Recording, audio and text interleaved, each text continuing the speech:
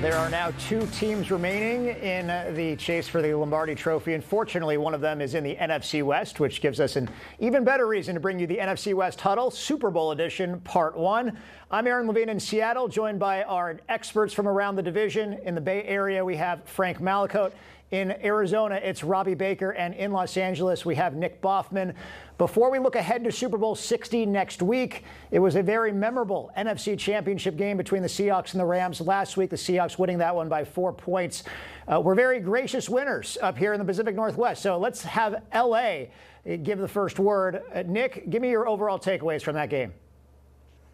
Yeah, it was a game between two of the best teams in the league. Obviously between the Rams and the Seahawks, and honestly, we knew it was gonna be a slugfest, and it came down to who executed better. Now, as far as the Rams, the muff punt by Xavier Smith, not being able to convert on fourth down deep inside the red zone, and then ultimately not being able to get a stop in enough time to drive downfield and have a chance to score another touchdown late in the fourth, were the difference makers there. But honestly, shout out to the Seahawks. I mean, they played the better game, and they got 2 out of 3 on the Rams, and the one that mattered the most. So those are the big differences. It just came down to who executed, in my opinion. Okay, we'll go to a couple of neutral perspectives from the rest of the division. Frank, what did you think about that game down in San Francisco?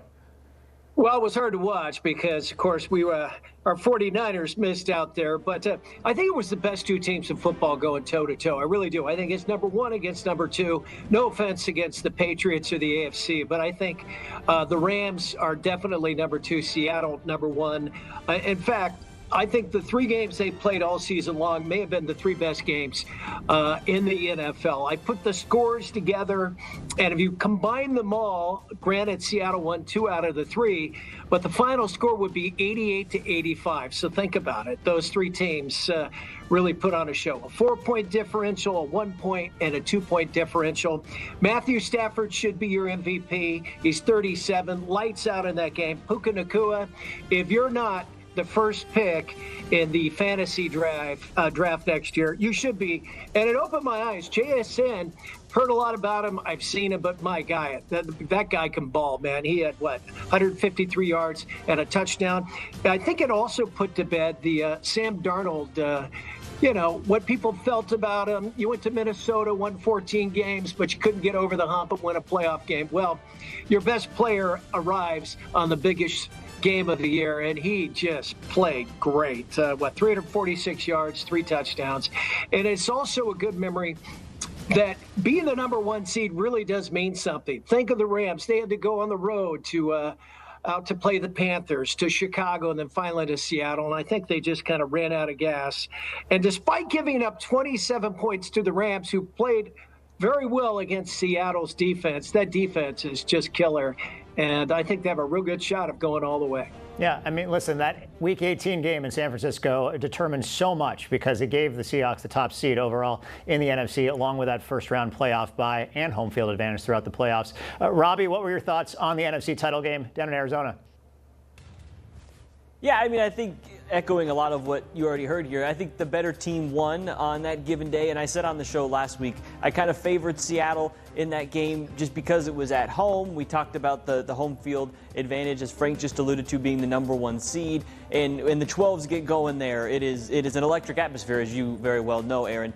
Kind of off the board a little bit, though, takeaways from both, if you loop in the AFC Championship game as well.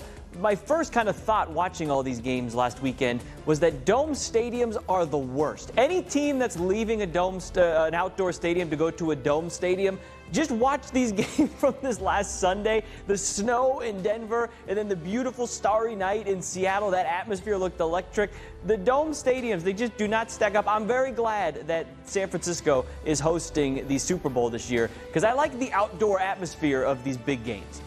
I'm a lot more excited that it's at Levi's Stadium compared to East Rutherford, New Jersey in the middle of winter. That was a couple of Super Bowls ago for the Seahawks. As for me, I know a lot of Rams fans feel like they are a Xavier Smith muffed punt away from winning that game, or even a touchdown on their final drive away from winning. And I would counter, though, that the Seahawks being an incredibly dumb taunting penalty away from running away with that game as well. I mean, if Reek Woolen shuts his mouth after breaking up that third down pass, pass. The Seahawks get the ball back with an 11-point lead late in the third quarter, and I don't think the Rams would get much closer after that. Instead, there isn't anyone more relieved that the Seahawks won that game than Reek Woolen, because he would have been persona non grata for many years to come here in Seattle had they lost that game.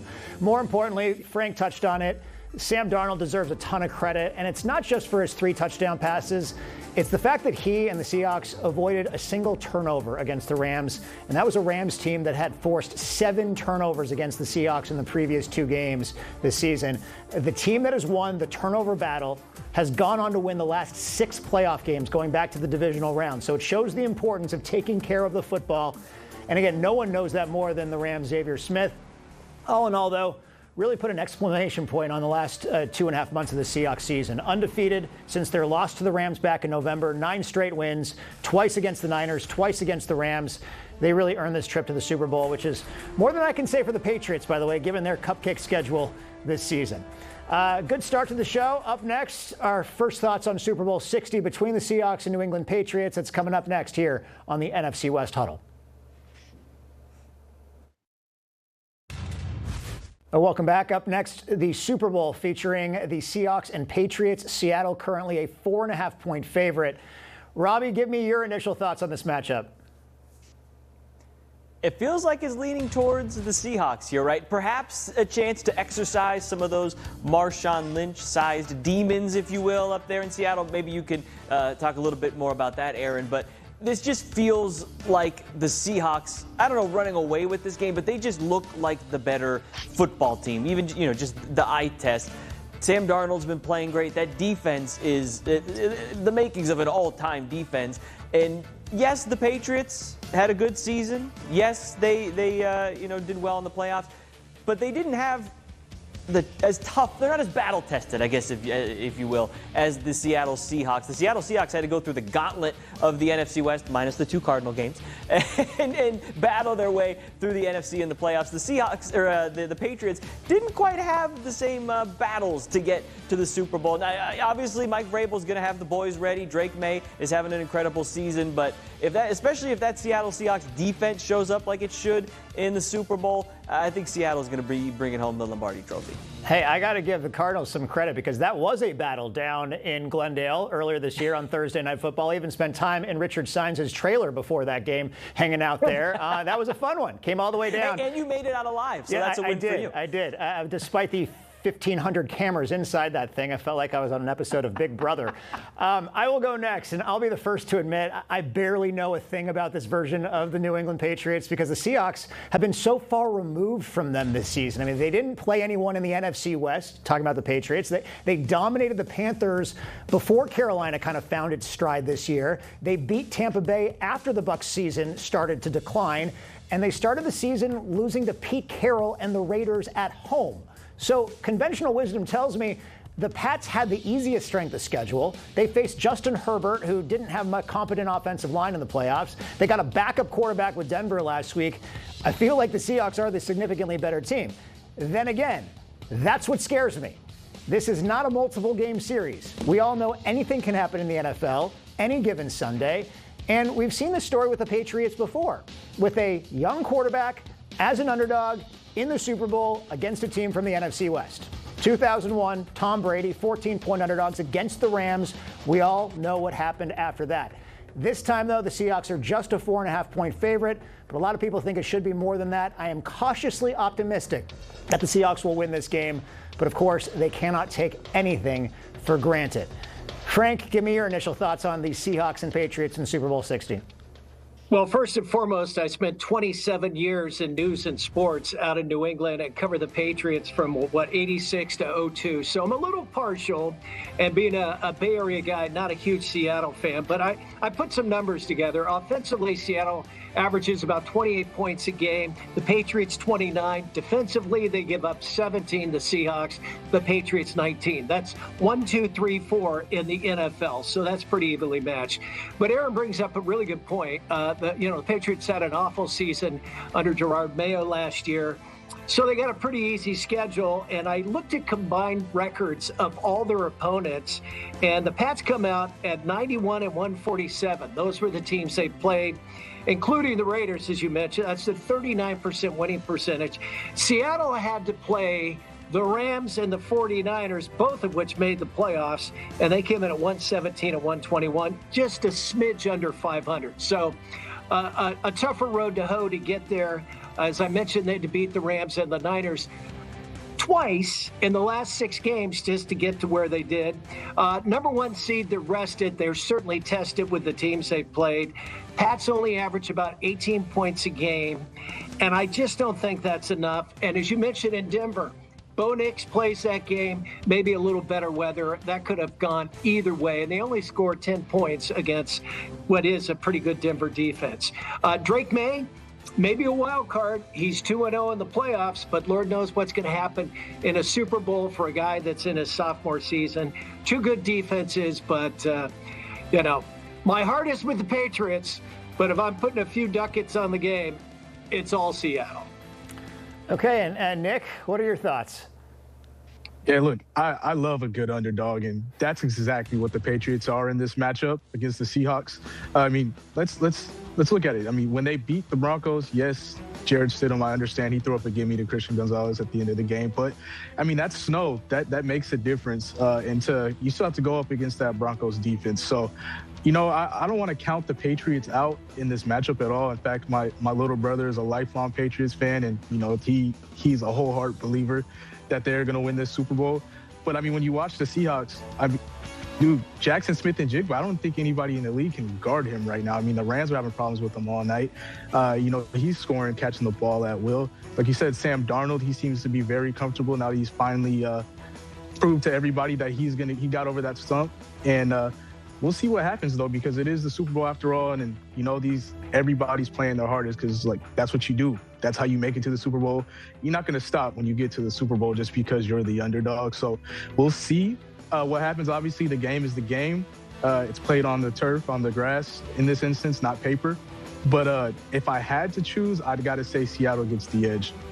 Yeah, well, listen, you mentioned the whole underdog story, and I have to look this up, but I believe the underdog is won outright the last 4 out of 5 Super Bowls, something like that. They've done very well over the last 5 or 6 years.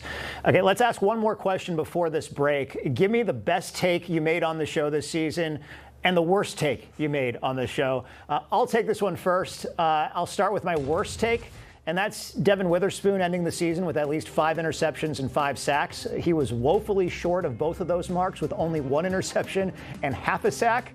It turns out the Seahawks defensive front was so good that it didn't really need a lot of help from getting pressure from the secondary as well on opposing quarterbacks. As such, they did not need to have Witherspoon blitz as much as he did last year. But I also think there's a reason Witherspoon was a Pro Bowler and a second-team All-Pro this season.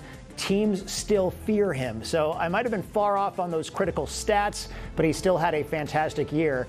Meanwhile, I'm going to credit myself for 2 takes. First, that everyone was sleeping on the Seahawks this offseason, and that I simply did not understand why Vegas was picking them dead last in the NFC West. I thought they had an incredible value at 5 or 6 to 1 to win this division. And I know I had a lot of people laughing at me when I said it. I just wish I would have gone the extra step and said that they would be Super Bowl contenders as well. And my second take, saying A.J. Barner was a solid dark horse as a backup tight end for fantasy leagues and that he'd have at least 5 touchdowns this season. Barner not only scored 6 touchdowns, but he was also 16th overall in fantasy points among tight ends. That qualified him as a very solid backup tight end when he went virtually undrafted in most fantasy drafts at the beginning of the year. Nick, you're next. Best and worst take on the show this season. I know you haven't been on the show very often, so you can come up with anything else that you might have heard on the show along the way. Yeah, like you just said, I haven't had too many takes on this show. But, in the spirit of positivity, we're just going to keep it with my positive take. And that was last year, a little obvious one that still needs to be proven. But I'm going to stand on it, and I do think that's what's going to happen, as I think most of us, and that it's the Super Bowl champion is coming out the NFC West. I got to stick with Seattle in this one, as I just mentioned, given that I have very limited takes, but that gives me an opportunity to be very efficient in my takes. So we're just going to stand on that positive one, and let's just keep it moving from there. Yeah, listen, we'll just give you, you're saying you're batting 1,000. I absolutely love it. Frank, give me your best and worst takes on the show this season. All right, worst take. I think I took Jacksonville and Houston in the opening round, and I had Jacksonville going to the Super Bowl. All right. So that didn't work out too well. Thank you, Buffalo, and thank you, New England. Good take. Obviously, Seattle. It's awfully hard to root for you guys because you're a big rival, NFC West, but they were clearly, after they won at Week 18, it was clear that all roads went through Seattle. That number 1 seed was huge, and I picked them long before the 49ers went up there and lost. My final take is I'm never going to root against Richard's Chimichangas. I've learned that they are the supreme team in all of Arizona, and I bow at the Chimichangas. And in Richard's mind, I'm going to start keeping a diary. I think that's probably a pretty good idea. I think that's a great idea. One thing you shouldn't do is be influenced by Richard in terms of taking fantasy selections, because I took Kyler Murray as my quarterback. That was a big mistake. Yeah, among other offensive weapons the Arizona Cardinals had that either didn't produce or simply got hurt early on in the season. Speaking of the Cardinals, Robby, what were you right about and what were you wrong about? Yeah, so follow me here for a second. Viewers of the show and fans know that going back to last year, Richard and I were very much on the Geno Smith, not that guy in Seattle. That was we kind of beat that drum all season. I'll say that ended up being a good take because he got to Vegas and turns out he was not that guy. We go to this season, and Richard and I were very hard this year on Sam Darnold. Sam Darnold, not that guy. He can't get it done. Sam Darnold, not that guy. Turns out that was a bad take. Sam Darnold is indeed that guy. So Richard and I are going to have to eat our words there. Sam Darnold turns out to be the guy. He's not seeing ghosts anymore, and he's probably 2 weeks away from being Super Bowl champion. So, we hit one, missed one there. Yeah, I love that. In fact, I had that clip ready to play a couple of weeks ago when Richard was on the air. We just ran out of time at the end of the show. Okay, we're going to take one more break and come back with another topic here on the NFC West Huddle.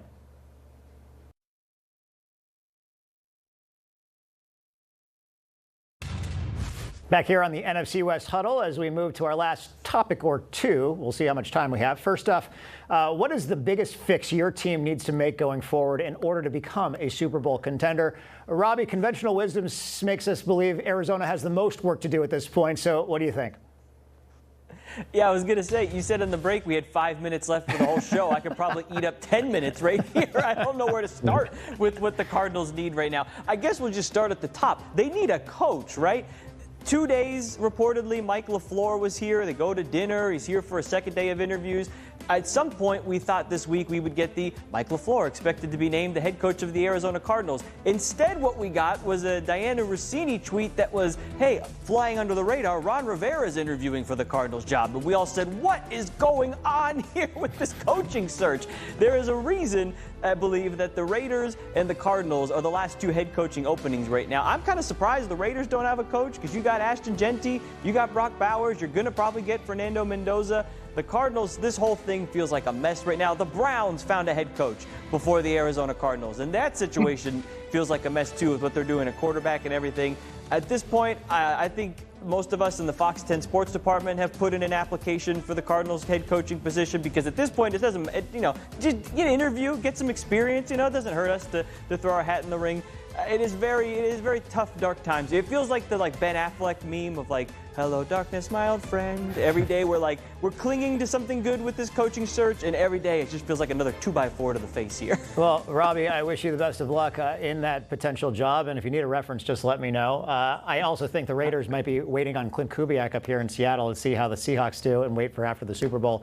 He's planning on interviewing this week virtually. Frank, you're next. What is the biggest fix for the Niners this offseason?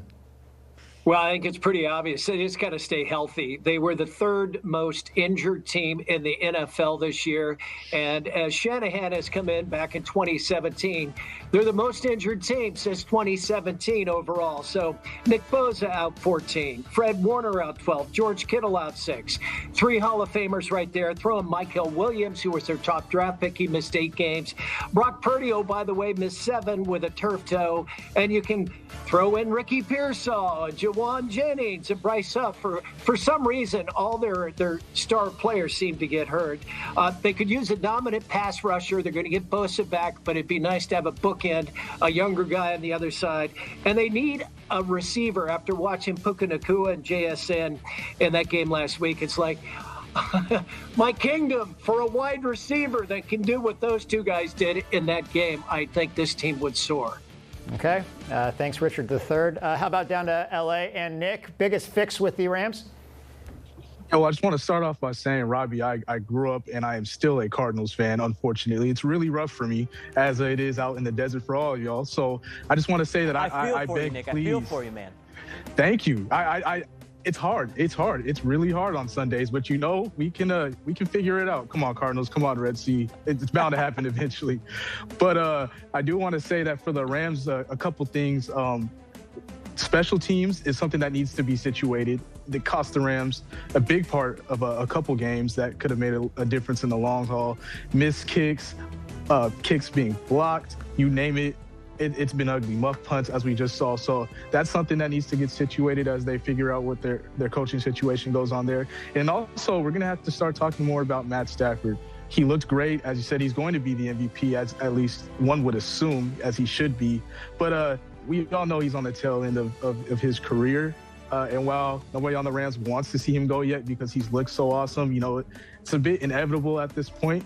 So got to figure out what's going to happen after Matt Stafford. What does life look like after Matt Stafford? Because he's such a big deal to the offense and he leads them in a way that when he's missing and that leadership is missing, who knows what it'll look like with a guy that's less proven as Matt Stafford. So those are the two biggest things I have to say as far as the Rams right now that glare coming right onto the offseason. Yeah, I hope the future for Matt Stafford, or the future for a Rams team without Matthew Stafford, is sooner rather than later.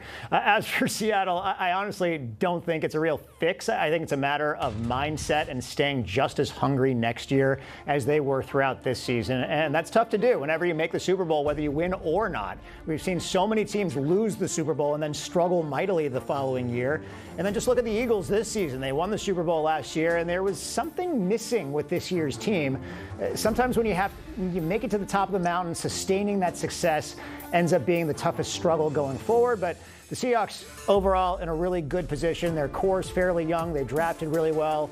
Recently, they also have the fourth most salary cap space heading into this offseason, and they have a quarterback that can win games for them, which was the big question mark coming into the year. That's going to do it for this week's version of the NFC West Huddle, Part 2, Super Bowl edition, coming up next week. Have a great one, everyone.